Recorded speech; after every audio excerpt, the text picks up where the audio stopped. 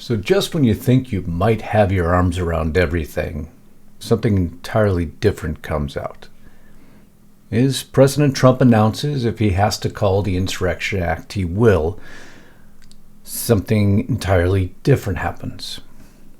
An announcement made, an unexpected announcement. President Trump has a kill list. Not just any list, mind you. One that's DOJ approved. Well, it's a secret they probably didn't want out. One that, of course, when you see who put it out, will go to tell a much larger story. And it's the exact story I'm about to give you in just a few seconds.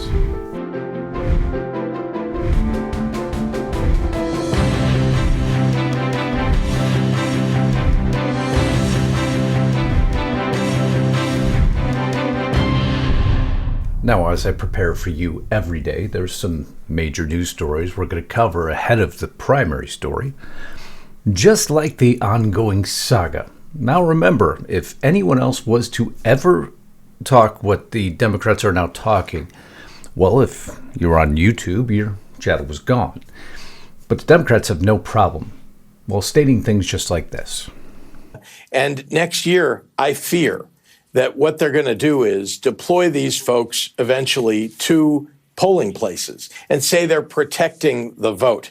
Donald Trump knows that without shenanigans and without these breaches of the Constitution, that he's going to lose the Congress. And if he loses, he's going to immediately, in the aftermath of the election, do what he said he might do in 2020, which is use the military to confiscate the ballot boxes. A more irresponsible statement one could not make. And if President Trump was to state that, imagine the repercussions. But J.D. Pritzker, trying to stir up controversy, as we would expect nonetheless, has no hesitation. But either does Joy Behar. Work with local officials. This is a pretext to stop the next election. That's what I think it is. I would say it might also be a... But of course, not to be outdone. And how I fear that we will not have an election in 2028. So why? Why would they continue to resonate this? Has Trump driven at it? Has Trump teased about it? Of course he has. Mockingly, Trump 2028, making jokes, making chilling jokes, joking with Zelensky, if you remember this clip. So you say during the war you can't have elections. So let me just say 3.5 years from now. So you mean if we happen to be in a war with somebody, no more elections? Oh, that's good. There's joking, there's mocking, and then there's inciting a reaction, which is what I contend the Democrats are doing. Because what the Democrats are struggling with that right now is reality, position, results, because they have none. So what they're doing is they're trying to light a tinderbox. And they've continued to do it time and time again. There was no greater evidence of that than when Pam Bondi was in front of this Senate committee. I'm going to give you the clips of this before we get to this list that's just been released. And what happened here was you saw exactly how unprepared, when you question or challenge or fight back against a Democrat, they are. All they want to do is live in their own little reality, with nobody able to argue against them at any moment in time, challenge them at any time. All they want to do is be able to spew their non-reality, their fiction, and have no retort. And anyone who has the gumption, testicular fortitude to push back, they have no response. To a point where I will show you Hakeem Jeffries frozen, unable to say a word when presented with fact. I've got some clips here, folks, today that will absolutely astound you as we move through this broadcast.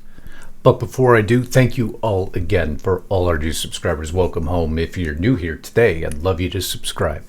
Helps the algorithm know this news matters. I try to keep a very moderated tone. As you know, this is what real journalism is meant to sound like. If you ever want my references, you can go to justiceinnight.com or Restricted Republic, the platform where I continue this podcast on almost every day. I'd love you to join me there. Your shares, your comments, you who've joined as members here, really let the public platforms know this is what you want to see. And because of that, and if your bell is checked all, you're actually alerted to my broadcast. And because of that, the channel has exploded. So thank you, each and every one of you who've joined.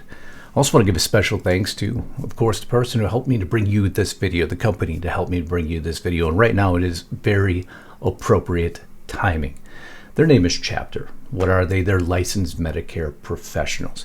As you know, the Medicare enrollment window is now. It's from October 15th to December 7th.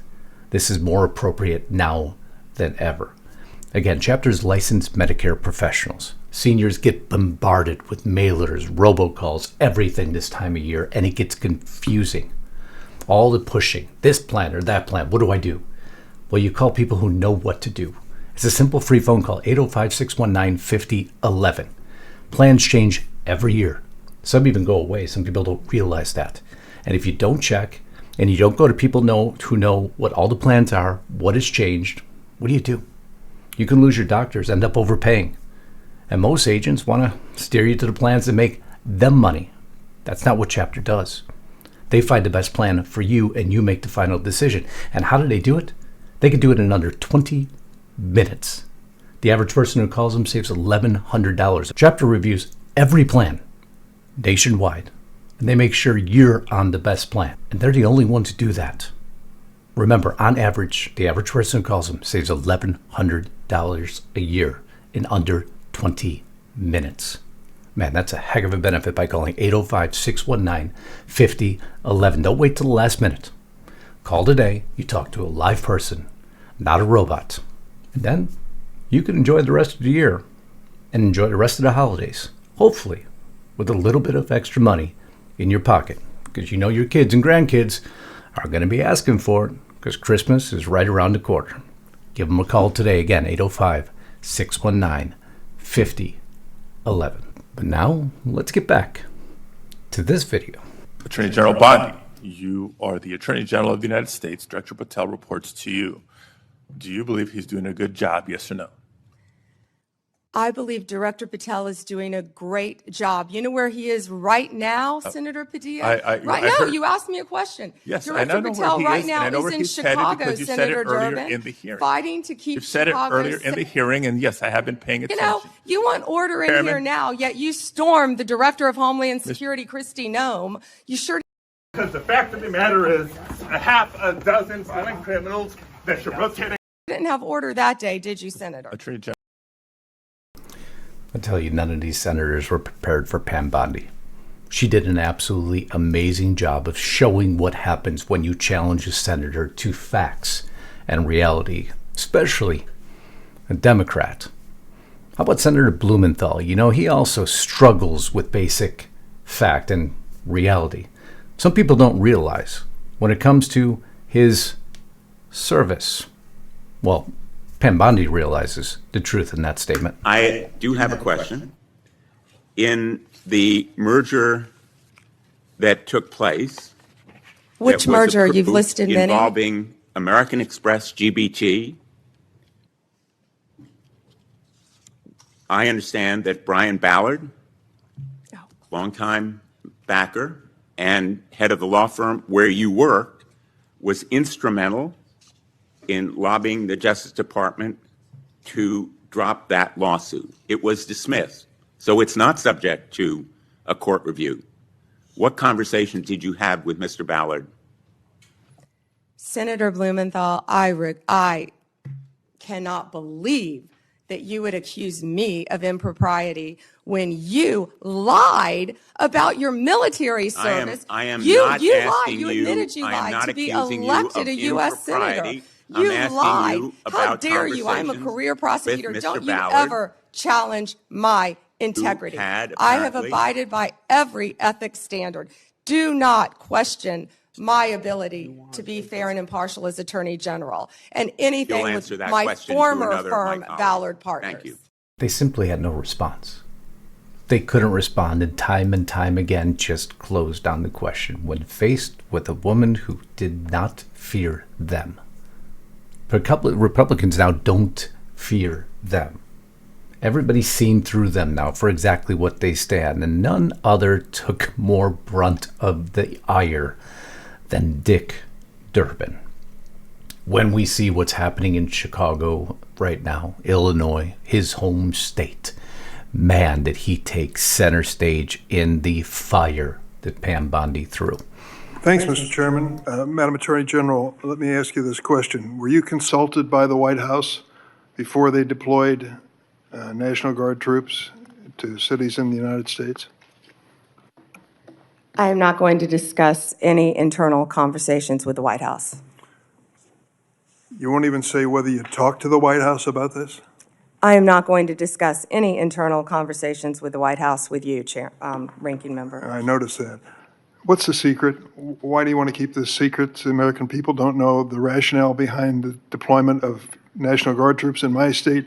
The word is, and I think it's been confirmed by the White House, they are going to transfer Texas National Guard units to the state of Illinois. What's the rationale for that? Yeah, Chairman, as you shut down the government, you voted to shut down the government, and you're sitting here, our law enforcement officers aren't being paid. They're out there working to protect you. I wish you loved Chicago as much as you hate President Trump. And currently, the National Guard are on the way to Chicago. If you're not going to protect your citizens, President Trump will. Ouch. Ooh. Facts and reality. So tough for them to take, but she wasn't done with him. Not even close. The National Guard is on the way right now as we speak. Oh, by the way, so is Director Patel and Deputy Attorney General Todd Blanche. You're sitting here grilling me, and they're on their way to Chicago to keep your state safe. Madam Attorney General, it's my job to grill you. It's my job to grill you. About what specifically? For what answers? Oh, that's right. That's right. About crimes and allegedly improprieties and the job that she's allegedly not doing. Again, she wasn't done. Your city has a murder rate 5 times higher than New York's. 571 homicides last year. If you were serious about protecting your people, you would be asking this administration for help. You're saying that we're coming into your state and your city. We're there to help make America safe and Illinois safe, whether or not you want to. No response. Nothing he can do. But then she challenged him further because he pushed her on the Epstein documents. Which do I feel that Pam Bondi has done the best job on? Absolutely not. Not contesting that. Remember, I will fall on either side of the aisle depending on the issue. And on this issue, I do not feel the administration has done the best job. However, I don't care if that's Republican or Democrat, because they have both miserably failed. So when Dick Durbin calls out Pam Bondi on this, he gets specifically the response he deserves. And, you know, Senator Durbin, I find it very interesting that you refused repeated Republican requests to release the Epstein flight logs in 2023 and 2024. You fought that. Did you take money from Reid Hoffman, campaign donations, who was a huge Epstein friend? Why did you fight for years? Why did you fight to not disclose the flight logs, Senator Durbin? It's a fairly simple question. When compromised, how shall you be allowed to question someone else? But the problem with the whole of DC is the majority is compromised. But yet they'll sit there and ask questions to someone else that they allege is compromised. And it's why so many of these show trials, these show hearings are jokes. And there's no bigger joke than Adam Schiff. How can someone the likes of Adam Schiff sit in front of an audience and question anybody about anything? I don't care what side of the aisle you're on. I don't know how anyone can believe in this man anymore. But Pam Bondi takes exception with him also. This is supposed to be, this is supposed to be an oversight hearing in which members of Congress can get serious answers to serious questions about the riots in LA serious? About the cover-up of corruption, about the prosecution of the president's enemies. And I think you owe the president an apology. See right there, prosecution of the president's enemies, when it's now been proven time and time and time and time again that Biden did the same damn thing. So how does a Democrat sit in front of Pam Bondi and now accuse President Trump of doing allegedly the same thing? It's over. It's over. Nobody's showing any ethics. Why are we talking about this? It's one and the same. And that's the problem I have with any of these commissions, these trials, these hearings. Was she? Senator Schiff, if you worked for me, you would have been fired because you were censured by Congress for lying with your We can stipulate to, you can stipulate to all your personal attacks on the Democratic members of the committee. Personal attacks. You've been attacking my FBI director. You've been attacking my office. You've been attacking. But what we're interested in, borders are. What we're interesed in is the answer to these oversight questions. You want your you were asked by my colleague. You were asked by my colleague. Attacking good people. That is probably one of the truest statements made. And now I'm going to digress from Pam Bondi. You want your 5 minutes of fame. That's what these are all about. Unfortunately, somebody making a statement to get their 5 minutes of fame so they can get their campaign donations. So they get their ex post. And it's a shame what it's divested into. This isn't what it was meant to be. It was actually meant to get real answers for the American people, but that's no longer what we get. It was so bad that even mainstream media came out and said Senate Democrats seem completely unprepared for the personal attacks AG Pam Bondi came prepared to launch at each one of them today, and they are failing to rebut them because they weren't personal attacks. They were attacks against the integrity and the inconsistency and the hypocrisy that they showed under the prior administration. And when you do that, and then you try to claim that the current administration is doing the same, you have no grounds to stand on. The only way that you can ever sit in front of anyone and do that is to have ethics, accountability, and consistency. And our government no longer has that. And neither does our mainstream media for that point. The mainstream media who declared, after all those clips you just watched, HuffPost, Bondi dodges $50,000 question, mess hearing, scathing snide attacks. I guess it's all a matter of interpretation, huh? But again, journalism's dead. It's all partisan opinion. Everything's partisan opinion. But don't worry. MSNBC, who's going to become MS Now, they're going to now be, according to their 10 principles now, accurate, fair, and opinion. These principles include, their new principles are accuracy, fairness, and opinion. Accuracy, journalism, accuracy, fair, and opinion. Okay, I'm working through this. Accurate, reported facts, opinion, sources that could be identified by name. However, if the sources need to remain anonymous, the knowledge must be firsthand.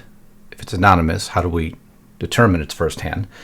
Network must be transparent about why the sourcing is remaining anonymous. Use of emerging technologies to enhance journalism. Remember, Rachel Maddow's on the station. I'm just going to stop there. Is anything going to change when it's MS Now? Do you feel it's going to be a new network, complete with journalistic integrity?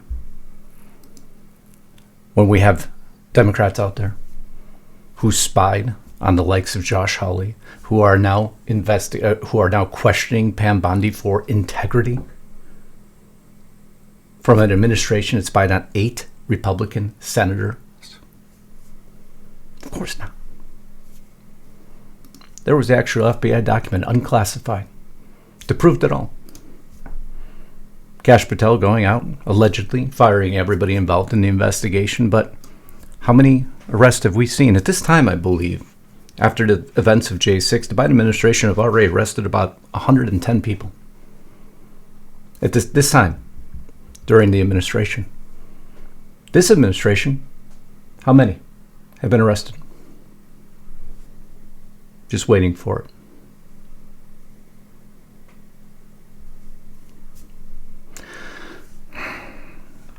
I'll leave it there. But this is the new political landscape we're in. I don't know if you saw this clip. Representative Katie Porter, because you see that the Democrats in particular show propensity when challenged to either, they have three reactions: to lie, to go silent, or to run away. Katie Porter, by the way, who threw hot mashed potatoes on her ex-husband's head and scalded him, but I digress for a minute. When challenged by a journalist with challenging questions who asked the same set of questions to all these candidates who are running in California. Look at the reaction of Katie Porter, used to be a congressional member. 40% of California voters who you'll need in order to win, who voted for Trump. How would I need them in order to win, ma'am? Well, unless you think you're going to get 60% of the vote. You think you'll get 60%. Everybody who did not vote for Trump will vote for you. That's what you're saying. In a general election? Yes. California voters to win, and you're saying, no, you don't. No, I'm saying I'm going to try to win every vote I can. And what I'm saying to you is that... Well, to those voters. Okay, so you... I don't want to keep doing this. I'm going to call it. Okay. Thank you. When the going gets tough, the weak get going. It's just what they do. They run. Or, my favorite clip of the last several days, because I never want people to forget this. When challenged with the results of President Trump, when challenged, if you truly disagreed with the facts being presented, never forget this clip. This is a little bit older. This is what they do.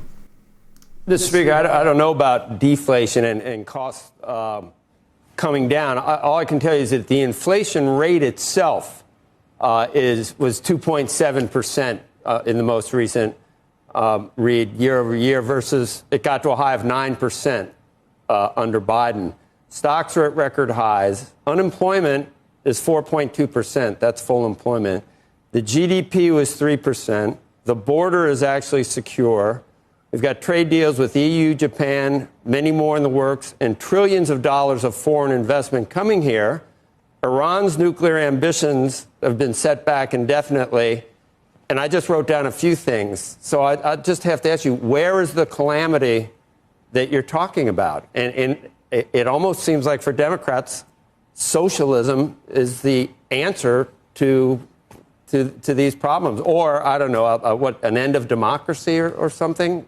It was actually really hard for me to do that. I don't know how he stood there that stone-faced without one reaction, because if he truly disagreed with it or passionate about it, I would have cut the guy off. Then like, okay, I know what you're doing here. Can I cut in? Can I give you some facts? But the reason he couldn't is because the facts are true. And so you argue and scream, you run, or you go silent. But that's their position recently. They have nothing else to do. Or, I forgot one other one, that's right. Apologize or deny. Did you see AOC yesterday, by the way? Is that they are scrapping and grasping at straws because they have nothing else. Laugh at them. Stephen Miller is a clown. I've never seen that guy in real life, but he looks like he's like 4'10", and he looks like he is angry about the fact that he's 4'10", and he... That's nice. Make fun of short people. Well, she got called out on it really bad. I want to express my love for the short king community. I don't believe in body shaming. And that's what they do. I'm going to apologize now, because the only reason she apologized is because she got called out for it. She has no intention, and nor did she really mean that apology, in my opinion. But the only reason they do is because she got called out. But now let's go to some real leadership, shall we? Somebody doesn't apologize for much at all. The man who now announces that he is prepared to invoke the Insurrection Act. I'll do it if necessary. We have an Insurrection Act for a reason. If people were being killed, courts, governors, mayors hold us up, which is happening in Chicago. Sure, I do that. We have to make sure our cities are safe. I've covered yesterday. I hope you saw the video. Go back if you didn't. In depth. What Mayor Brandon Johnson just did. If I was the president, all eyes would be on Chicago. National Guard landed there. Texas National Guard landed there. Oh, don't worry. People in Chicago fat-shamed them because they were big boys. Oh, no, I'm not making it up. J.D. Pritzker State fat-shamed the National Guard that showed up.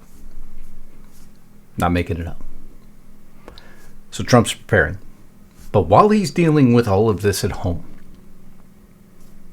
a kill list arrives and is outed by the mainstream media.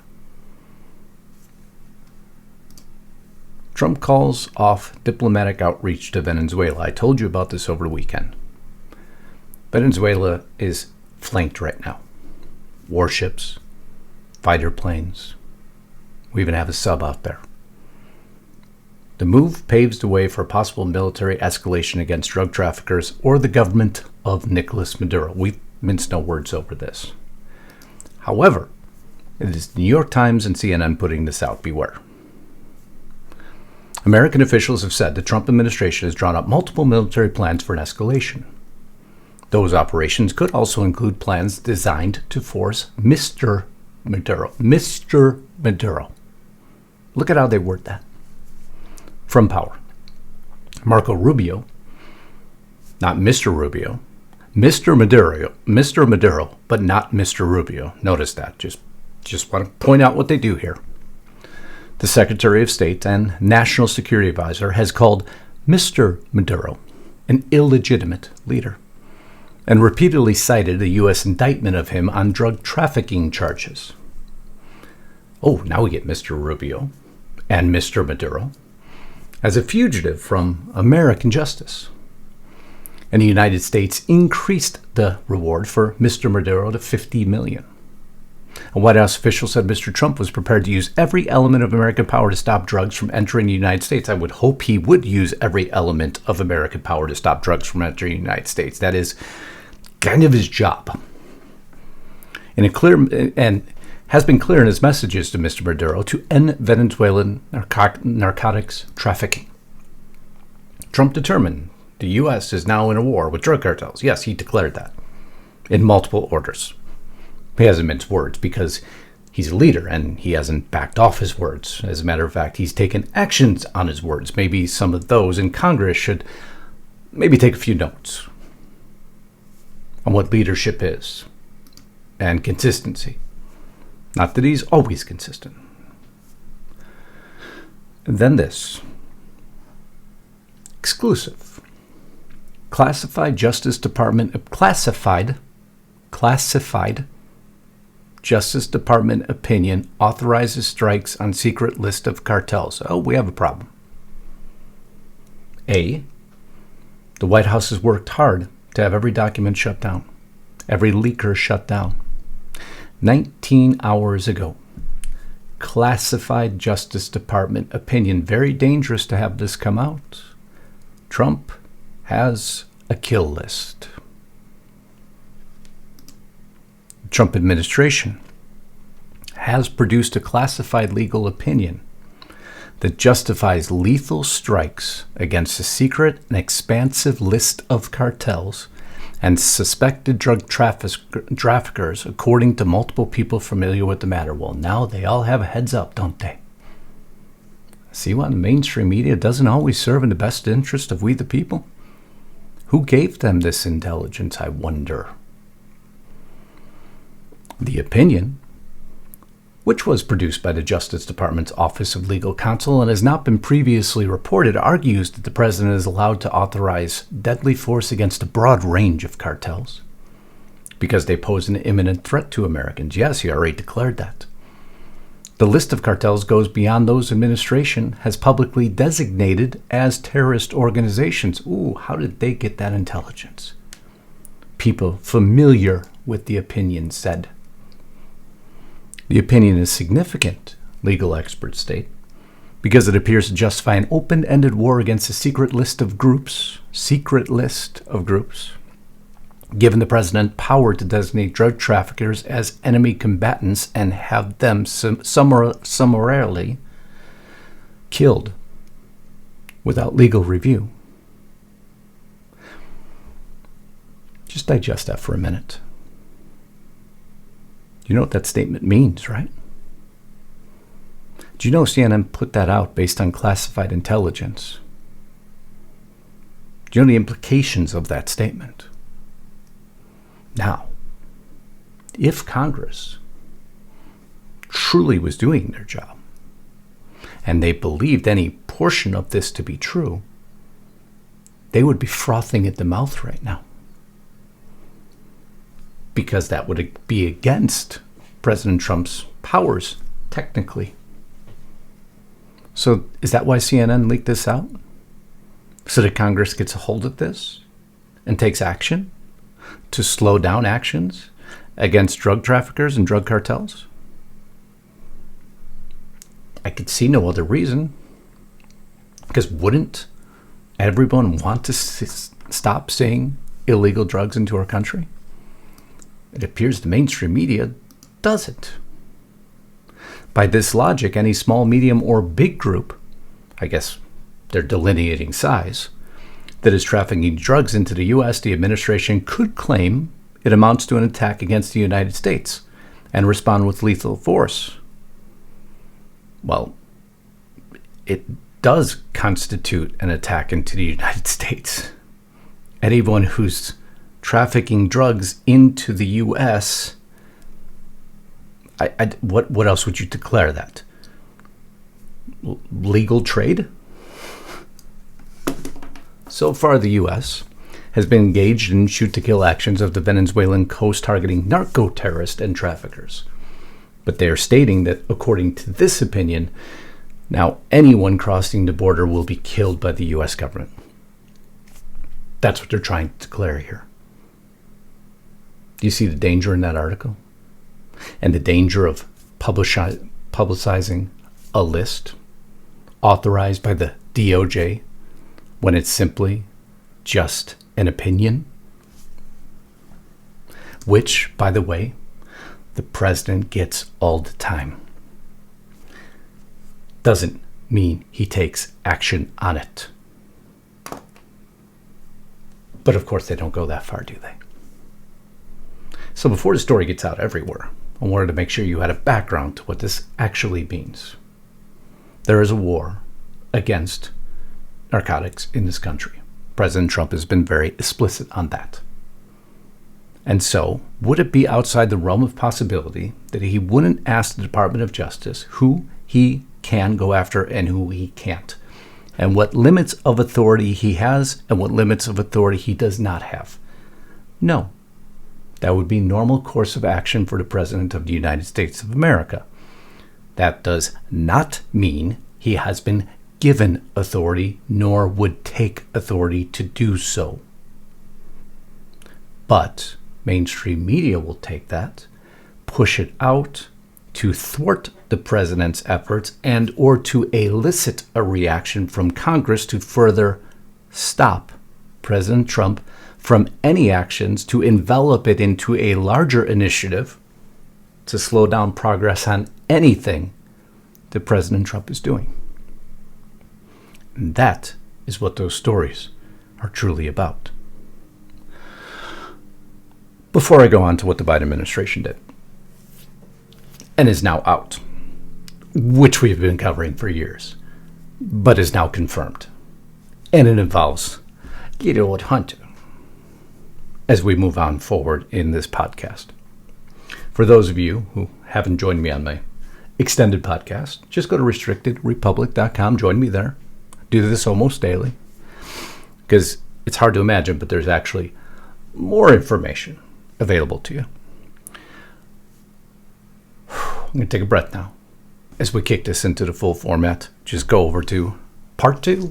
I'll see you there in a moment. I love you all. Until next time, Godspeed and God bless. Justice Knight, signing out.